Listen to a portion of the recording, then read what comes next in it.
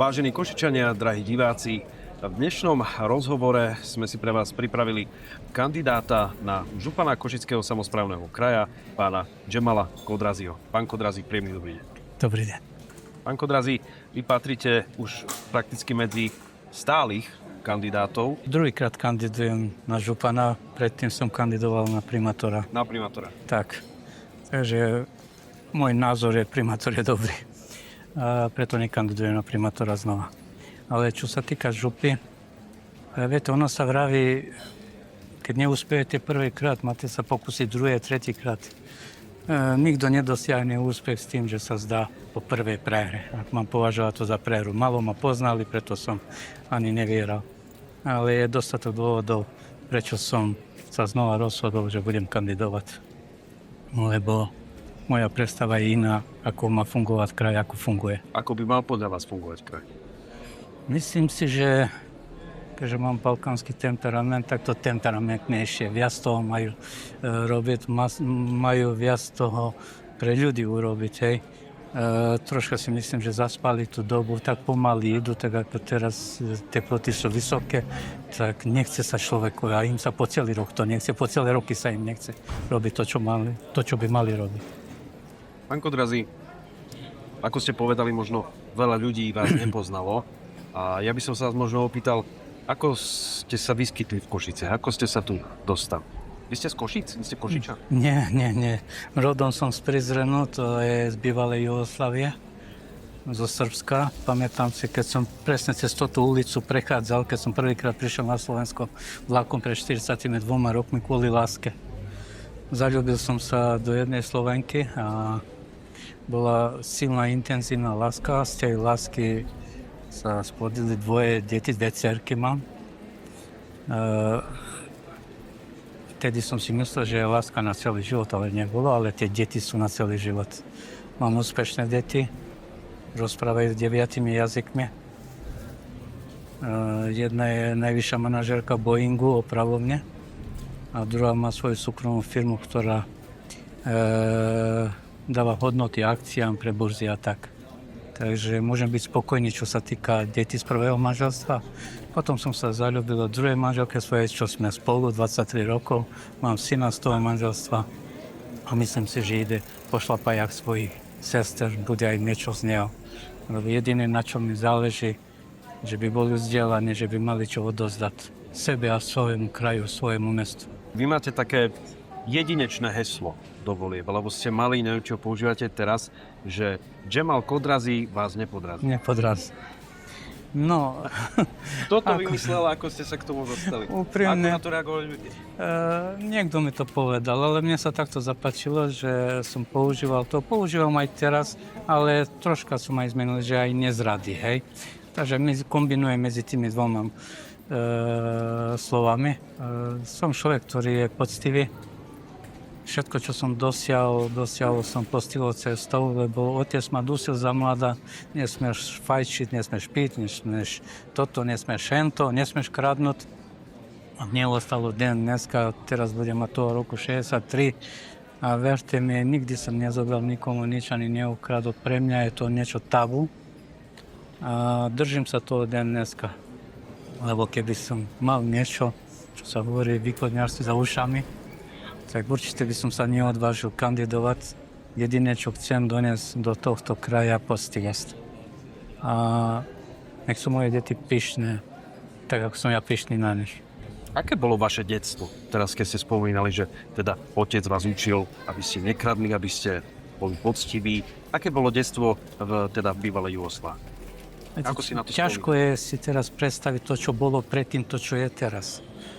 Realita je, nemali sme toho veľa, lebo to, kde pracovali textilné jednej industrie, že nemali ako veľké príjmy. Boli sme skromní. Pamätám si, že som plakal, že by mi kúpili knihy, že by som išiel do školy, že niečo oblečenie, že by sme si zobrali, ale oni museli si deliť medzi štyroch detí. A to detstvo, ale za to bolo šťastné. Pri jednej lopte sme sa dokázali vyšantiť kvantum ľudí. Hrávali sme futbal, čo som aj ja aktívne hrával. A dúfal som, že jedného dňa že budem úspešnejší, nie že ako moji rodičia, oni dali všetko, čo mohli.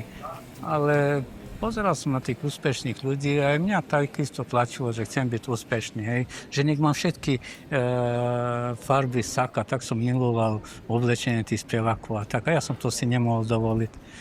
A dneska, keď prešli tie roky, minule som teraz, akurát som robil revíziu oblečenia, no som vyhodil cez 150 saka všelijaké odtiene a topánky takisto. Takže to, čo som chcel dosiahnuť vlastne, že by som sa pekne oblekal na voňanie, chodil a to všetko, dosiahol som.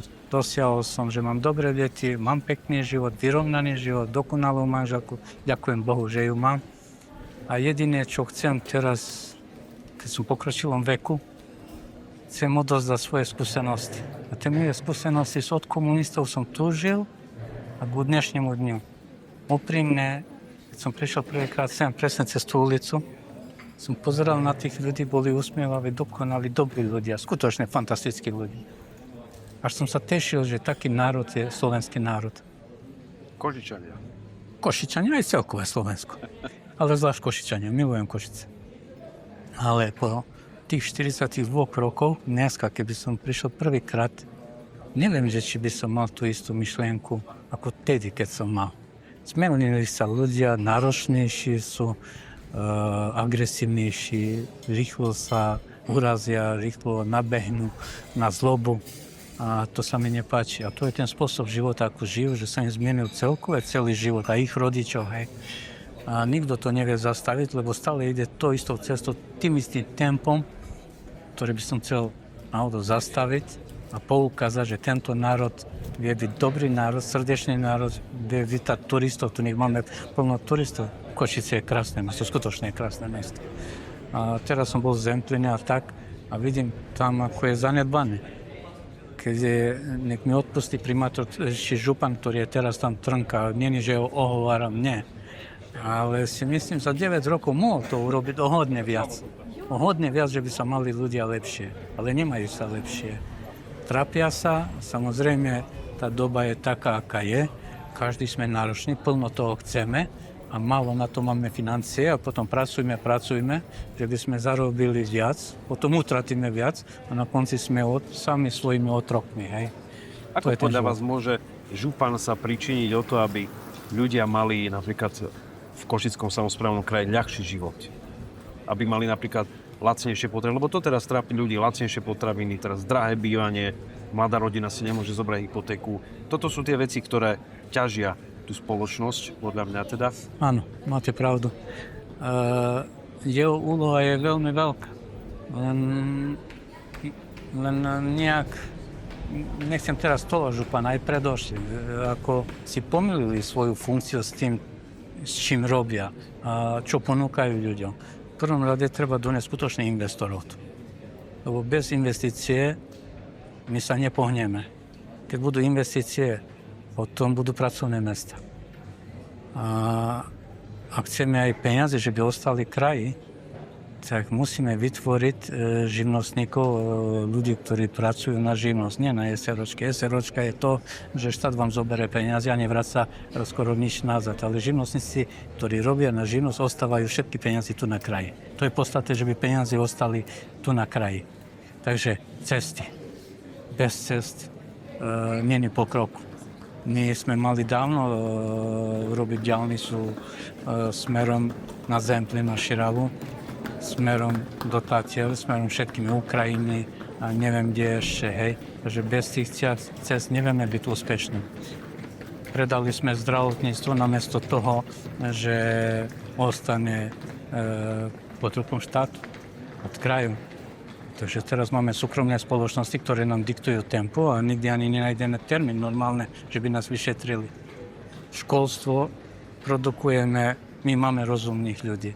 Slovensko je skutočne bohaté na rozumných ľudí. Mladí majú svoj rozum, majú talent, ale my im zabíjame talenty s tým, že produkujeme vojakov. Nevieme pre koho, ale produkujeme niečo, čo trh nepotrebuje. Takže mali by sme mať dohody nejakými fabrikami, nejakými organizáciami, kde potrebujú skutočne tých mladých, šikovných. A oni dostanú prácu, ostanú tu a budú pracovať tu. pred chvíľou som vám rozprával o svojich cerkách. Jedna má dve vysoké školy, ešte u tomu som zabudol povedať, ale sú preč Prahe sú. Prečo by nemali tu ostať na Slovensku? Tu, že by odozdali svoj talent. Ale my normálne vyháňame tých mladých, idte preč, lebo tu není život. Aj rodičia s tým už bohužiaľ súhlasia, lebo tak sú znepokojení, tak sú nešťastní rodičia, že nevedia dať tým deťom, súhlasia s tým, že by odišli vonka do zahraničia. Veľa je toho, čo sa chytilo zlého konca. Máme Brusel, tam máme kanceláriu ako župa, neviem, či ľudia vôbec vedia o tom. Doteraz ani jeden projekt neprišiel z Bruselu. Platíme kvôli tomu, že by niekto tam sedel, alebo niekto, že by išiel na dovolenku. Namiesto toho, že nám rovno z prvej ruky dohadzujú nejaké projekty, že by sme boli súčasťou toho, že by sme čím skôr to zobrali. A nebudeme čakať len Bratislavu, kedy nám schvália nejaké peniazy na kraj. Takže robíme dosť obmedzenom režime, obmedzenej vedomosti o tom, ako by sa dalo robiť.